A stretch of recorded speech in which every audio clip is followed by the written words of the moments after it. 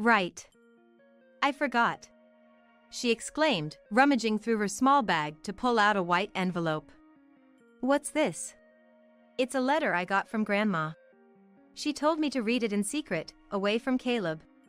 I took the letter from Scarlett. Just then, my sister arrived to pick Scarlett up, and I handed her over.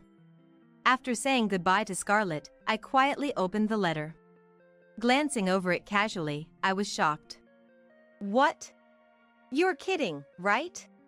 The content was hard to believe. Rushed, I went back to where Caleb was. As soon as I returned, Caleb spoke in a whiny tone. Hey Evelyn, I'm thirsty. Could you get me some juice or something? Ignoring his request, I swiftly flipped back the comforter and reached for Caleb's pants.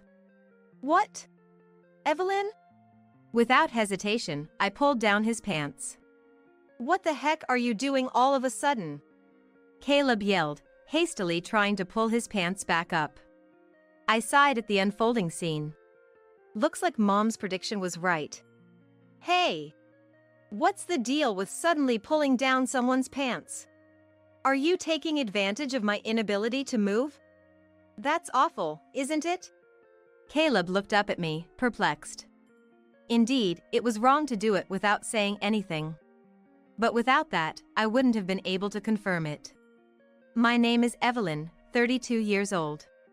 I graduated and joined the company, and it's been 10 years. With this tenure, I have a stable income and am trusted with various responsibilities at work.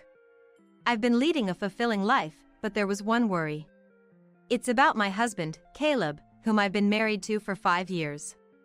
Our encounter was at a friend's wedding. We just happened to sit at the same table. Ah, weddings are wonderful, aren't they? Really, they both look so happy. We didn't talk much, but I was impressed by how genuinely happy Caleb seemed for the bride and groom. Later, through a friend, Caleb made the first move, and we started dating smoothly. I want to marry you. After Caleb's straightforward proposal, we got married.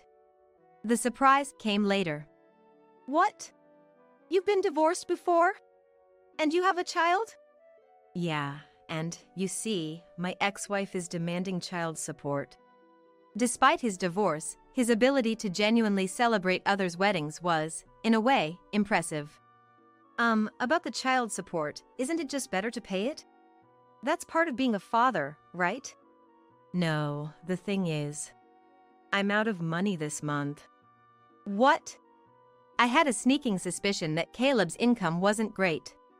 But I never imagined I'd end up paying child support for a child I didn't know with my salary. I rushed into marriage. I didn't regret marrying him, to be honest.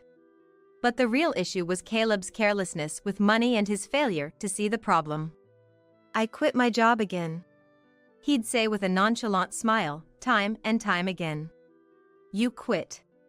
What are we going to do now? It'll be fine. You're working too, Evelyn. We'll manage somehow.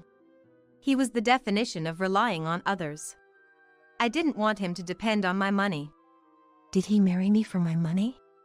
I sometimes wondered. But putting money aside, Caleb wasn't a bad husband. He was a bit unconventional, but that was what made life exciting and fun. Feeling like something sweet. Want to hit the convenience store? Now? Yeah. On a weekday night, on a whim, we'd end up at the convenience store, just for sweets. All right. I'm not sleeping until I beat this game tonight. Okay. Sometimes I'd end up pulling an all-nighter with him over a game. It was honestly tough at our age, but I didn't dislike his spirit. That's why I couldn't leave Caleb, despite his financial irresponsibility and job instability. He wasn't cheating, at least. I thought, as I let things slide, and before I knew it, here we were. But then, just the other day, I saw it. An unknown young woman sitting in the passenger seat of Caleb's car. I, who had prided myself on believing he would never cheat, felt like I'd been hit over the head from behind. The shock of Caleb's potential infidelity amidst my complete trust. Should I confront him directly or act covertly? After much thought, I consulted my sister. Married with an 8-year-old daughter, she had an immediate answer. Obviously, you gather evidence quietly. She was adamant that there was no benefit in alerting him without solid proof. So, following her advice, I focused on gathering evidence.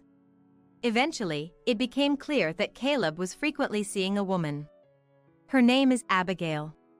She was the daughter of the owner of a private clinic where Caleb was a client. They mostly met on Thursday afternoons, driving around in Caleb's car. And I managed to capture them entering a hotel together several times. I thought he was honest about women at least. Disappointment hit me before anger. Married life wasn't unpleasant, but it wasn't easy either. In addition to the child support, I found out about his debt. Both were from before our marriage. Things I should have known about or were none of my business. He married me without disclosing these facts. Wasn't it almost like being deceived? There were times when I thought that. And I took pride in the fact that he was faithful. I never imagined even that would be betrayed. I'll confront him with everything and then leave. Caleb, carefree and nonchalant as ever, probably had no clue I knew about his secret. I wanted to give him a surprise for once. So, I was contemplating the day to reveal everything. Soon after, I received a shocking message from Caleb. Sorry, I had an accident. I might not be able to move my body anymore.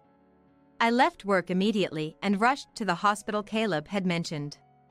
It was the clinic owned by Abigail's father. Feeling faint-hearted, I even called my mother to come with me. Are you Caleb's wife? Please, this way. I never imagined meeting this person under such circumstances. The one guiding us at the reception was Caleb's affair partner, Abigail. I had seen her face several times from behind or in profile over the past few months, but facing her directly like this felt surreal. Led to the room, I found Caleb lying in the bed. Caleb! Oh, Evelyn. You came. His voice and expression seemed good. My mother and I exchanged a relieved look. The message had startled us, but he seemed to have only minor injuries. What a relief, I thought. But then, the doctor's next words left me speechless. There's a high possibility that Caleb has become hemiplegic. Hemiplegic? It means, in Caleb's case, the right half of his body might not move anymore. Is there no chance of recovery? The doctor closed his eyes as if in deep thought. It's difficult. Then said. I found myself sobbing uncontrollably, supported by my mother. After calming down a bit, Caleb began to speak hesitantly. This hospital, because of its facilities, can't accommodate long-term patients, so I'll be sent home. But what about thorough examinations? Your right side isn't moving, right? There could be other reasons. Well, I'm tired from the accident today. We'll revisit this. Caleb's words, somewhat hesitant, worried me, but I didn't want to push him. Reluctantly, I had my mother help me take Caleb back to our apartment. After laying Caleb in bed, I went out to the entrance to see off my mother. Sorry for the sudden call today. Thank you. It's okay. But it seems the timing to confront him about the affair has vanished. Indeed. What will you do now? If Caleb is truly hemiplegic, I can't abandon him just because he cheated. I'll think about it. Remember, you're the most important to me. It seemed like my mother was advising me not to sacrifice myself for Caleb. Thanks. She seemed to want to say more, but left with a complex expression on her face. The next day, my life caring for Caleb began. Although he was hemiplegic, the other side of his body worked, so the need for care was less than I expected. However, soon, taking care of Caleb's mental health as he couldn't go outside became more challenging. I'm just so bored. Surprisingly, he didn't complain much about his immobility, but his frustration seemed to stem from boredom. He would summon me frequently for trivial things, like wanting juice or needing his back scratched. These were minor tasks, but the constant demands wore me down. During such moments, my sister's daughter, my niece Scarlett, suddenly decided to visit our home. Scarlett and Caleb hardly know each other. Why she would visit under these circumstances was initially a mystery to me. When I asked my sister why, her reply was nonchalant. Obviously, because I am worried about you. Even Scarlett at 8 years old is concerned about you. That's sweet of Scarlett. I'd join if I could, but I'm swamped with work, and it's all I can do to arrange transportation. Mom seems busy too, but at least with Scarlett around, Caleb won't be able to throw tantrums in front of a child. Her prediction was spot on. With Scarlett present, perhaps due to his male pride or just plain embarrassment, Caleb drastically reduced how often he called for me. This gave me a chance to chat with Scarlett about school life, the latest elementary school trends, and all sorts of girl talk. But why does enjoyable time always fly by so quickly? As evening approached, it was time for Scarlett to leave. My sister called to pick her up, and though it was hard to part, it was time to say goodbye to Scarlett. Okay, Scarlett. Your mother will be here soon, so let's wait outside. Okay. As we headed to the entrance, feeling the reluctance, Scarlett suddenly seemed to remember something. Right. I forgot. She rummaged through her small bag and pulled out a white envelope. What's this? It's a letter I got from Grandma. She told me to read it in secret, away from Caleb. From Mom? Thank you. I received the letter from Scarlett. Right then, my sister arrived to pick Scarlett up, so I handed her over. After seeing Scarlett off, I quietly looked inside the envelope. It wasn't mailed but delivered through Scarlett, which seemed overly cautious. What could it contain? I casually read through and was stunned. What? You're kidding, right? The content was too astonishing to believe immediately. But my mother wouldn't fabricate such a lie. If this is true, I need to verify it. I hurried back to Caleb. As soon as I returned, Caleb spoke in a coddling tone. Did Scarlett leave? Yes, my sister just picked her up. Got it. Hey Evelyn, I'm thirsty. Wake me up and get me some juice or something. Ignoring his request, I swiftly pulled back the comforter and reached for Caleb's pants. What? Evelyn? Without hesitation, I pulled his pants down. What are you doing all of a sudden? Caleb yelled, frantically trying to pull his pants back up. I sighed at the scene unfolding before me. It seems Mom was right. Hey! What's the deal with suddenly pulling down someone's pants? Are you taking advantage of my inability to move? That's awful, isn't it? Caleb looked up at me, bewildered. Indeed, doing it without saying anything was wrong. But I wouldn't have been able to confirm it otherwise. Hey! Are you listening? Caleb raised his voice again, seeing me silent and looking down. Seriously. This uncertainty about the future is unbearable. Maybe it's time to break up? I said his thoughts out loud, and Caleb looked at me in surprise. Oh, you seem almost happy about it? Your face is giving you away. Caleb, looking flustered, covered his mouth. Happy? No way. But maybe you're right. With this condition, I'll just be a burden. Maybe it's better we part ways. Caleb sighed heavily, exuding a sense of resignation. I don't mind, you know? I'll take care of you. We vowed at our wedding, remember? In sickness and in health. Eh? No, but... Besides, it's not all bad. We can still talk like before. And now, I won't have to fret over your affairs anymore. Eh? I smirked mischievously. Oh, me? An affair? His eyes darted around. His lie transparent. Don't worry. You may have been capable before, but now, you can't move by yourself. You won't be able to cheat anymore. Now you're all mine. Caleb let out a small yelp and turned pale. Evelyn, actually, I was planning to leave you. That's fine. Leave it to me. But I feel terrible about this. Don't feel guilty. We're a couple, after all. Despite my reassuring smile. Caleb trembled like a cornered deer. But just rest for now. I'll go prepare dinner. Caleb couldn't say anything more.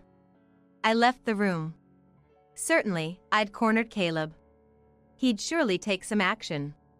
I had believed Caleb was truly hemiplegic. It was the clinic of Abigail's father. I wanted to have it checked at a larger hospital, but Caleb resisted, so it never happened. Now I understand why he was so reluctant about hospitals and treatment.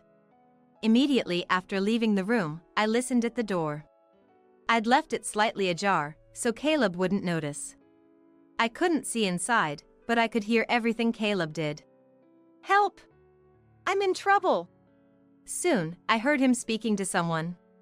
He was on the phone. Speaking softly, perhaps wary of me. That's what she said. Before bringing up divorce, she insisted we won't separate. What should I do? Escape? Impossible. I'm too scared. She must know about you and me. She's unusually persistent about infidelity. She must know already. I heard it all. Now it was clear. Caleb was on the phone with his affair partner, Abigail. Please! Say it's a call from the hospital. Get me admitted somewhere else, any hospital. Otherwise, I don't know what Evelyn might do. As Caleb pleaded with the person on the phone, I knocked on the door. Caleb? Are you on the phone? May I come in? Oh! I'll hang up now. After waiting a moment, I entered to find Caleb looking paler than before, lying in bed. You look worse than before. Are you okay? Oh, I'm fine. Well, maybe not. Can you take me to the hospital? Of course, that sounds serious. I'll contact the hospital right away. Ah, thank you. He looked genuinely relieved. Thinking this was his ticket out. He's sorely mistaken. The real game is just beginning. I'll expose everything about Caleb and Abigail at the hospital. Upon arrival, Abigail greeted us. Caleb. Are you okay? Abigail. Thanks. I'm feeling a bit off. After what happened, it's understandable. Abigail smiled knowingly and looked at Caleb tenderly. Can I rest for a bit? I might even need to be admitted. He's not even a doctor to be making such decisions. But Abigail nodded understandingly and led us to a private room. We don't usually do admissions, but my father will come to check on you when he's available. Please wait here until then. About half an hour later, Abigail returned with a doctor. I had met him before. He's the clinic's director, Abigail's father. You're feeling unwell? Yes. Their exchange of glances was awkward. As Abigail's father raised his stethoscope to his ears, I raised my hand. Let's cut the act, shall we? What? Caleb, Abigail, and her father. All froze, except for me. Evelyn, what are you suddenly saying? Ignoring Caleb's protest, I grabbed his pants like before and yanked them down forcefully. Whoa! What are you doing? Stop it! Caleb scrambled to pull his pants back up. As I said before, something's off, right? Are you worried that if I become hemiplegic and useless as a man? I see. You were only after my body. I'm disappointed. Caleb pretended to be upset, not noticing the expressions of the others in the room. After your body? Unfortunately, I'm not as lewd as you guys. What did you say? You still haven't realized? Realized what? As Caleb tilted his head, Abigail whispered in his ear. Finally understanding, Caleb's eyes widened in shock. No, this is, well, that. Hemiplegic? You moved too quickly for that. Everything's been exposed. Why keep up this poor act? The letter from my mother had only a few lines. I've looked into it, and there's a high chance Caleb's hemiplegia is an act, perhaps a lie to leave Evelyn? Maybe try pulling down his pants to see his reaction? Following my mother's advice led to this revelation. In a panic, Caleb, who was supposedly unable to move his right hand, easily pulled up his pants. So it was all an act from the start. No, that's not. Explain everything. Sweating profusely, Caleb complied. The day of the accident, the person riding next to Caleb in the car was Abigail. They were in the midst of an affair. The injuries were minor for both of us, but the car was badly damaged. I thought if the police got involved, Evelyn would find out. So I figured if I pretended to be severely injured, I could cover it up. The absurdity of it all left me speechless. Did you think you could keep up such a ridiculous life forever? No, Or was it all to hide your affair? That's not it.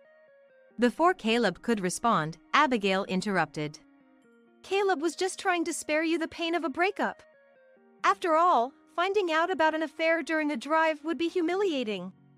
So he told a kind lie about being hemiplegia, hoping for a smooth separation. Kind? How is cheating with someone much younger than himself, and then lying about it, kind? Stop it. Our love is real.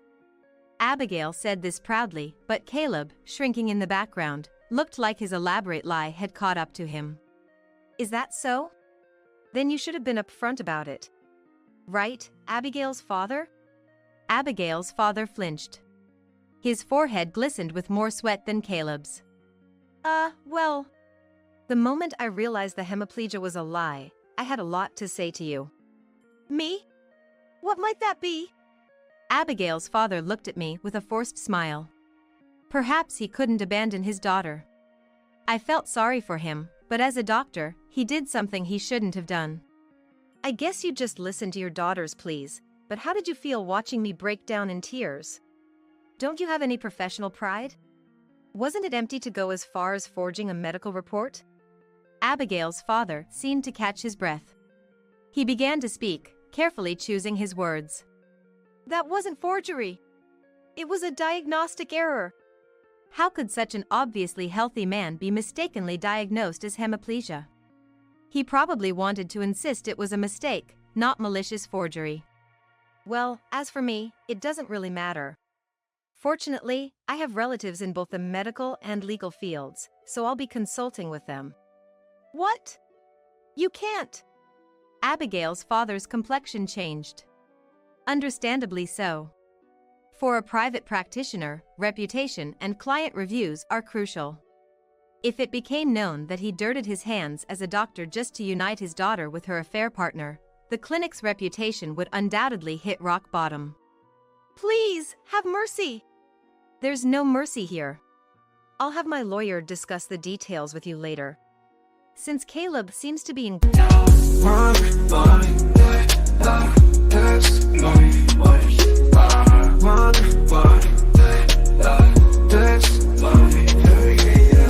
As the morning dew kisses the earth gently, I rise with the sun, feeling free, feeling plenty. In the quietude of dawn, where dreams unfold, I find solace in rhythm and stories untold. From the whispers of trees to the songs of birds, I draw inspiration from life's gentle words. In the symphony of nature, my spirit soars, a melody of hope behind closed doors. I lace up my shoes, hit the pavement light, each step a beat. In the rhythm of life, with every breath I rewrite my story in the stars, shining bright. In the stillness of the morning, I find my flow. In the silence of the sunrise, I let it all go. With every verse I let my heart show. In the gentle beginnings, my spirit will grow. In the hustle of the day, I find my stride. With every challenge I face, I take it in my stride. In the chaos of life, I seek to confide in the power of music where I can reside. From the city streets to the open sky, I spread my wings, ready to fly. In the rhythm of motion, I amplify my dreams, my hopes, reaching for the sky. I paint my world with words, colors bright. In the canvas of life, I find my light.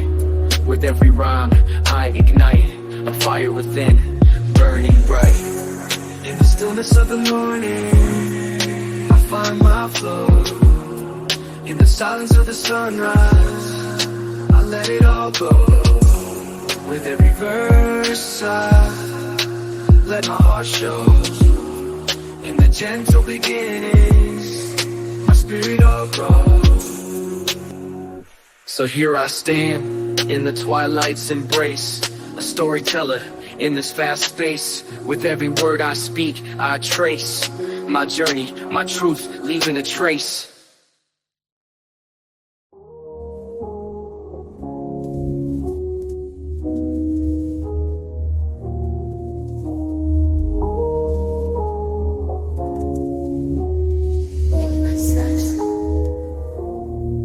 So as the sun sets and the day's at rest, I lay down my pen, feeling blessed. In the gentle beginnings, I confess my love for this art, ever impressed. Good health. Please go back to your duties. He was hardly in the state of mind for work, but it was true that other patients were waiting. The calls of the nurses had been audible for a while. Yet, Abigail's father, who had been reluctant to leave, was finally forced out by me, barely able to walk, and exited the room. That left Abigail, Caleb, and me. In the silent room, I reconsidered the situation. On the day of the accident, Caleb was with Abigail, engaged in their affair. Right after the accident, given the proximity to the scene, they sought medical attention at Abigail's father's clinic. Perhaps it was then that Abigail conceived the idea. Could she keep Caleb for herself this way? It's unclear if Caleb had contemplated divorce, but it's unlikely all this was just to conceal an affair. It's more probable that Abigail persuaded him. For Caleb, who always wanted to quit his job, the allure of a doctor's daughter, a sign of wealth, was irresistible. Moreover, claiming hemiplegia would serve as an excuse to leave his job. He probably thought that if he used this as a pretext to break up before the affair was exposed, everything would neatly resolve. But that was a flawed plan from the start. I knew about their affair even before Caleb's accident. Though I lost the opportunity to confront them amidst the confusion of the accident, now that their lies were exposed, I had all the leverage. There was plenty of evidence. Well then, I looked slowly at the two of them. Caleb was sitting on the bed, and Abigail stood beside him. Regarding what comes next, I want a divorce. Surprised by my statement, Caleb and Abigail exchanged looks. A divorce? Is that okay? Okay or not, I've known about your affair for a long time. I've been preparing to leave since then. Caleb looked conflicted, and Abigail's eyes sparkled. So Caleb and I can be together. We don't have to meet in secret anymore. Despite their bold meetings, it seemed they had been trying to keep it discreet. Yes, after we divorce, you're free to do as you please. However, there are conditions for the divorce. Conditions? Abigail frowned in confusion. Yes, don't worry, it's nothing serious. First, I'll be seeking compensation from both Caleb and Abigail. Additionally, there will be no division of assets. I'll be keeping all the savings. That's all. Isn't that a bit unfair, Evelyn? Unfair? Have you forgotten that for the 5 years we've been married, I've covered most of our living expenses? That alone is more than the savings. Caleb, notorious for his laziness, has never held a job for long. His income was unstable and significantly lower than his peers. Moreover, he was a big spender, still not having paid off debts from before our marriage. Sure, Evelyn has helped me, but I've been working hard too. He seemed dissatisfied with the idea of handing over all the savings. Caleb stuttered and struggled to find the right words. I didn't want to prolong this confrontation and was considering setting a later date to talk things through when, unexpectedly, Abigail came to Caleb's rescue. Caleb! We've come this far, haven't we? Don't worry about money. Dad's here, and I'll take care of everything. More than anything, I want us to freely express our love as soon as possible. Abigail. Love conquers all. In front of his soon-to-be ex-wife, the audacity of their display was astounding. What did Abigail see in him? That was a lingering question, but her intervention wrapped things up. All right, I'll leave the divorce papers, compensation, and the specifics to my lawyer. I'll send your belongings to Abigail's place. I suppose we won't be seeing each other anymore. Ah, well then. Take care. The two, already acting like a couple, cozied up to each other.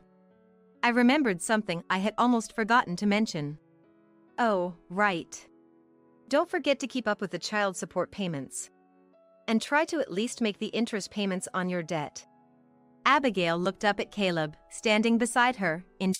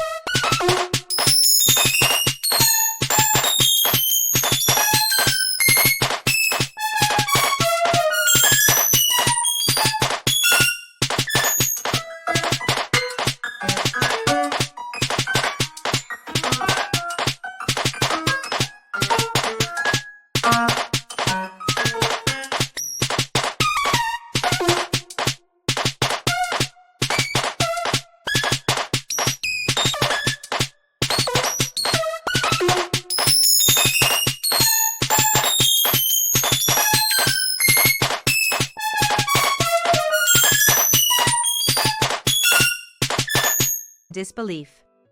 What, child support? Debt? What's that about? Didn't he know? He has a child with his ex-wife. Oh, and don't get me wrong. I didn't steal him from his previous marriage. Caleb was already divorced when we met. A bit agitated. And the debt? Abigail asked. It was there even before we married. So, I don't know what it's for. How much is it? About $30,000, I believe. I smiled as I informed her, and Abigail's face went pale. Understandably so. With the added burden of paying me compensation, plus child support and debt, it's enough to make one feel faint. But we can work hard together to pay it off, right? Abigail, trying to motivate herself, clenched her fist and turned to face Caleb. Caleb. Yeah! And he nodded vaguely. Good for you, Caleb. You've got such a positive partner in Abigail. That should motivate you to find a new job. New job? Abigail's eyes were empty. Yes, because after this incident, Caleb hastily resigned. Now he's officially unemployed. He has no qualifications, so getting a full-time job might be challenging. But love conquers all, right? You'll manage. Abigail muttered under her breath. But still, there's that issue, she said. Abigail was clearly in shock, and Caleb was panicking. I waved goodbye to the two of them and left the hospital. Later, the divorce was finalized without issue. To my slight concern, Abigail's father paid all the compensation.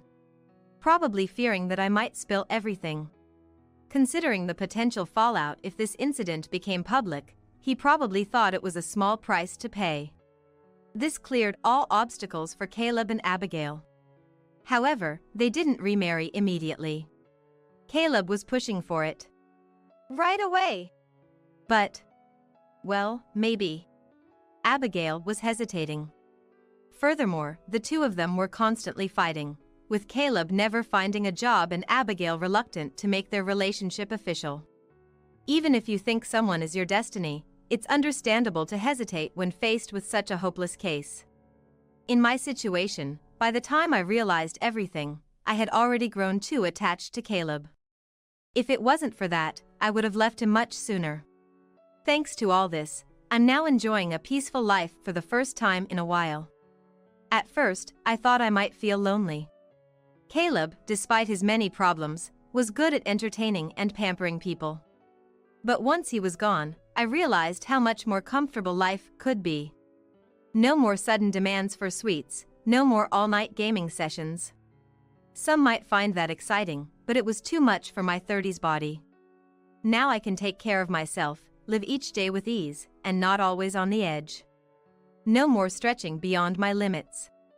I'm looking forward to a life that fits me, without overextending or pushing too hard.